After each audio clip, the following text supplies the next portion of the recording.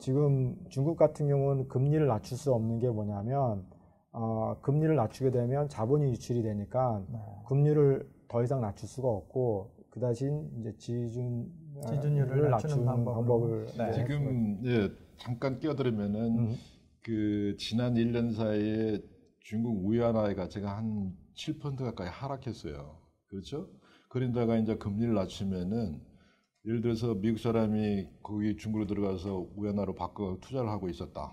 그러면 금리를 낮춰서 손해 보죠. 그다음에 자기 재산이 중국 위안화로 표시돼 있으니까 가치가 또 떨어지죠. 그러니까 이제 돈을 그렇죠. 그래서 금리를 낮출 수는 없고 그 대신 이제 지준율을 통해 낮춤으로 인해서 이제 그 소위 유동성을 이제 시장에다가 이제 푸는 건데 문제는 이게 지금 중국의 경제 문제는 국영 기업들은 괜찮아요. 왜냐하면 정부들이 보장을 해주니까.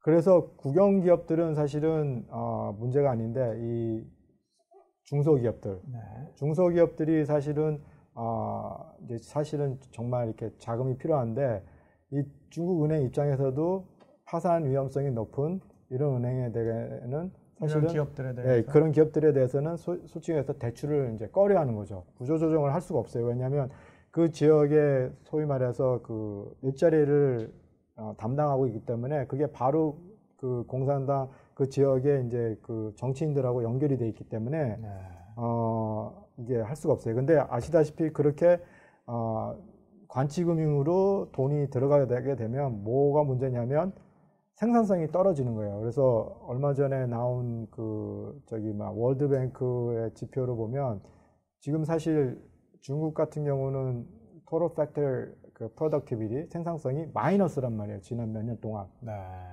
그 얘기는 뭐냐면 똑같은 양의 그 생산을 하기 위해서는 자본을 더 많이 투자를 해야 되는 거예요. 중국은 아시다시피 역사적으로 배고픈 국민들이 폭동이 되면 정권이 바뀌었거든요.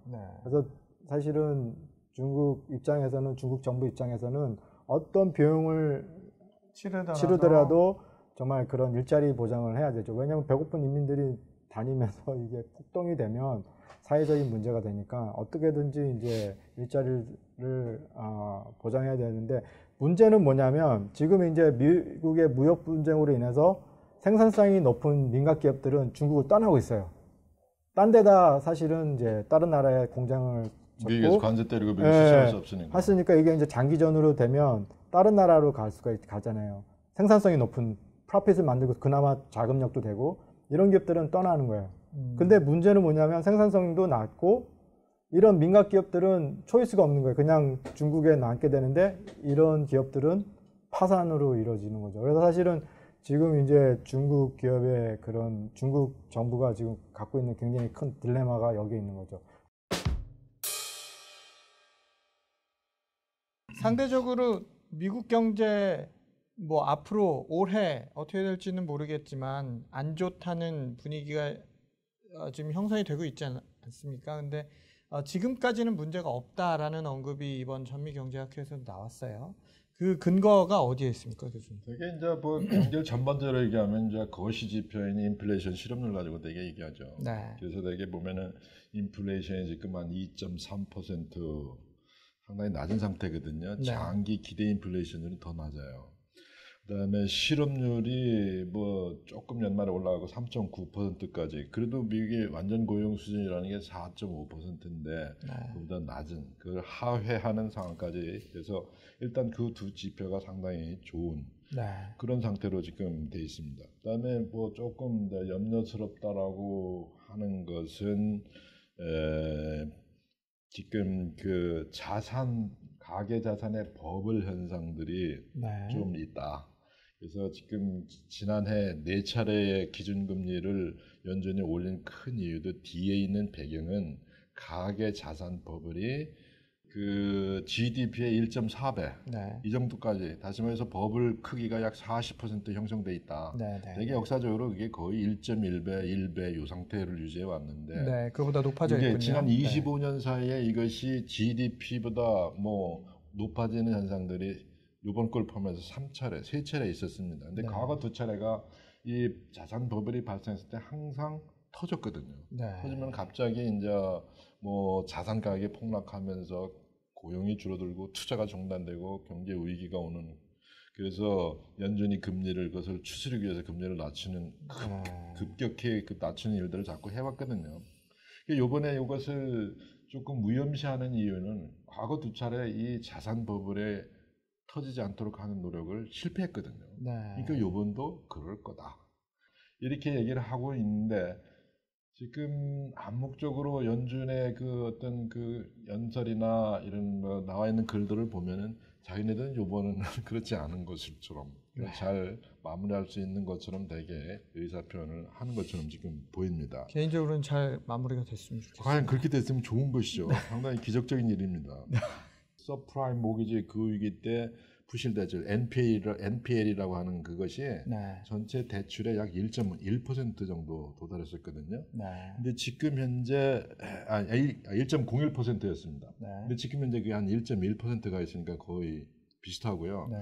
한참 위기가 막 심하게 진행된 2008년도에 그게 2.21%까지 이르렀는데 그거에 비해서는 거의 절반 정도밖에 되지 않는 그런 면에서 상당히 미국 경제 위기는, 금융 위기는 당장 촉발될 가능성은 없어 보인다.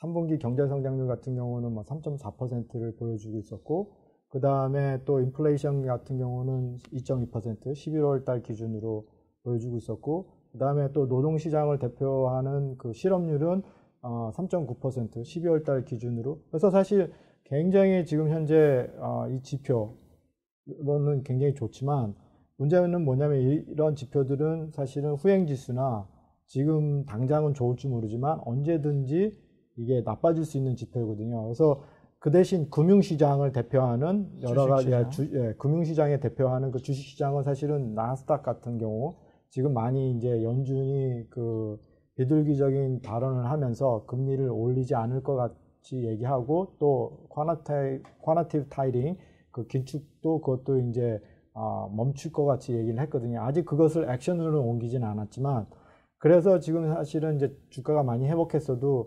최하 사실 20% 가까이 베어마켓으로 떨어졌단 말이에요. 근데 이 사실 실물 경제, 노동시장, 이 금융시장이 하나의 큰 어떤 시장의 이 세 가지 큰 축인데, 이 중에 하나 금융시장이 무너지게 되면 반드시 실물경제하고 노동시장을 함께 같이 이게 무너집니다. 사실 지난번 금융위기도 그래서 생긴 거거든요. 그러니까 금융시장이 이게 무너지기 시작하면 실물경제도 무너지죠. 노동시장도 무너지죠. 이거는 저는 피할 수 없다고 생각합니다. 그래서 지금 바로 아무리 지표가 좋다고 해도 이게 사실 금융시장에 있는 그 시장에 그 참여하고 있는 사람들은 2019년도, 2020년도에는 리세션이 올 거라고 지금 생각을 하고 지금 주식을 팔고 있었는데, 그러니까 당연히 지금 지표로서만은 지금 현재는 좋아도 이게 앞으로 좋다고 얘기는 할 수 없고, 오히려 저는 사실은 나빠질 것이다 라고 생각을 했었죠. 그나마 다행인 게 이제 연준에서 그것을 빨리 캐치업하고 금리 인상을 멈추고 당분간 바라볼 것 같이 이제. 궁극적으로 미국 경제와 세계 경제를 논하는 데 있어서 가장 큰 리스크라고 볼 수 있는 미중 무역 분쟁이 언제까지 이어질까에 대한 관심이 쏠릴 수밖에 없는 상황입니다. 사실 저는 약간 좀 다른 견해가 있어요. 그래서 첫 번째로 시간이 너무 촉박해요. 왜냐하면 휴전이 3월 1일까지잖아요. 지금 이제 뭐 2달이 안 되는 시간밖에 안 남았는데, 사실 무역전쟁의 핵심은 그 직접 재산권 타결인데 이게 쉽지 않다는 거죠. 그래서 제가 보기에는 휴전이 연장될 수 있다고 봅니다. 이게 타결이 안 되면. 그리고 쉽게 중국이 이 부분에 대해서 빨리 타협하지 않을 것 같아요. 보여요. 왜냐하면 그래서 휴전이 될 수 있을 거고, 그 다음에 둘째는 파월의 연준 의장이 이제 비둘기적 발언으로 인해서 주식시장이 지금 저점에서 많이 반등해갖고 한 10% 지금 반등한 걸로 알고 있거든요. 저점에서. 근데 이제 사실은 주가 하락은 미국이 이제 중국과의 무역 전쟁에서 지난 한 30년, 40년 동안에 했던 그 동거 생활을 이제 처분하는 그 지불해야 되는 위자료와 같은 건데 그게 이제 위자료가 비싸면 비쌀수록 싫지만 같이 이제 한 지붕에서 살 수가 있잖아요. 네. 근데 이제 지금 연준 의장이 그렇게 비둘기적인 발언을 하니까 미국 주식시장이 이제 회복을 하니까 웬만해서 미국이 중국과 그 타결해야 될 인센티브가 그만큼 줄어든 거예요. 네. 노 교수님 견해 어떠십니까? 그래서 트럼프 대통령은 2020년까지 대통령 이제 선거 전까지 미중 무역 분쟁을 해결하고 경제 활황도 유지해야 자기 선거에 유리하다 이렇게 네. 생각할 겁니다. 에너지 문제, 농업 뭐 생산물 그 수출하는 문제, 자동차 관세, 미국 자동차에 대해서 중국이 때리는 관세 이런 문제에 대해서는 분명히 진전이 있는 걸로 그 블룸버그 통신이 전언을 하고 있습니다. 네. 그러나 다른 분야에서는 거리감의 존재가 있다. 그렇죠. 아니면 더 심해졌다. 이런 인식을 하고 그 헤어진 것이 아니냐 이런 얘기입니다. 근데 문제는 앞에서 타협받다고 하는 그 에너지나 농업이나 자동차 관세 문제는 타협한다고 해도 미국이 그 중국한테 보는 그 많은 무역 적자를 대폭 줄일 수 있는 그런 그 관건이 되는 분야가 아니거든요. 네. 그렇죠?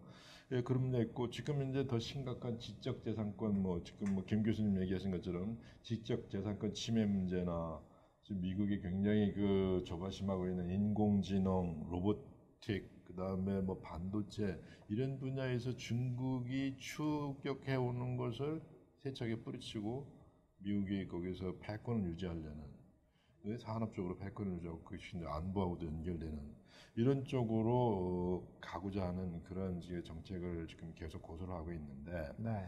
트럼프가 뭐 내걸은 그 캐치프레이즈가 뭐겠습니까? Make America Great Again 뭐 이랬지 않습니까? 네. 이거 그 시진핑 얘기는 Made in China 2025. 네. 이것이 서로가 아주 심각하게 충돌하고 제가 보기에는 쉽게 협상이 날 것 같지 않다 하는 게 저도 김 교수님과 같은 의견을 가지고 있습니다.